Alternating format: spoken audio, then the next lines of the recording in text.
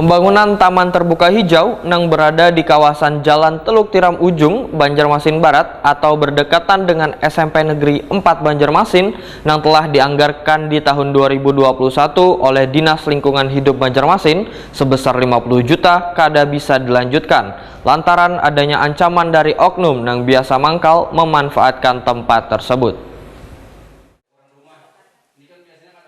Pembangunan Taman Terbuka Hijau yang berada di kawasan Jalan Teluk Tiram Ujung, Banjarmasin Barat atau berdekatan dengan SMP Negeri 4 Banjarmasin yang telah dianggarkan di tahun 2021 oleh Dinas Lingkungan Hidup Banjarmasin sebesar 50 juta rupiah kada bisa dilanjutkan lantaran adanya ancaman dari oknum yang biasa mangkal memanfaatkan tempat tersebut, sehingga warga meminta pada wakil rakyat yang duduk di DPRD Banjarmasin untuk mencarikan solusinya supaya taman yang berfungsi untuk mempercantik kawasan Teluk Tiram Ujung bisa terbangun dan terlaksana dengan baik. Demikian disampaikan Supriyatno, Ketua RT 28 Kelurahan Teluk Tiram, wah kegiatan penelahan wan aspirasi masyarakat yang mengundang warga Teluk Tiram di kantor Kecamatan Banjarmasin Barat, Jalan Pangeran Muhammad Nur, Baisukan, Rabu 21 Juli 2022.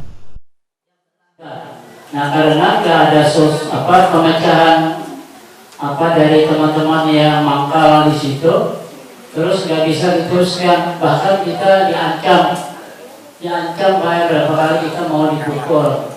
Nah, jadi solusinya untuk saat ini kan di pending.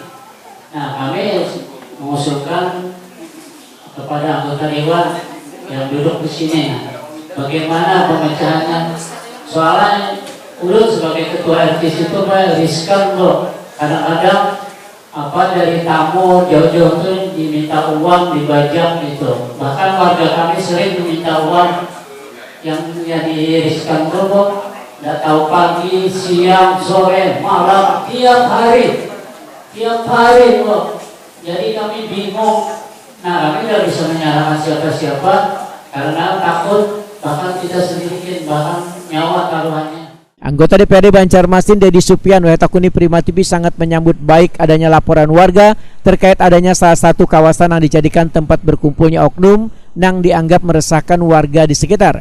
Politisi Partai Kebangkitan Bangsa ini pun berjanji akan mengkomunikasikan permasalahan ini dengan Satpol PP Banjarmasin supaya kawasan yang dulunya digadang-gadang sempat mau dijadikan taman hijau tersebut bisa kembali lahannya dipergunakan sesuai dengan fungsinya. Informasi juga disampaikan oleh warga, ada pos yang dalam hal ini dekat SMP Negeri 4.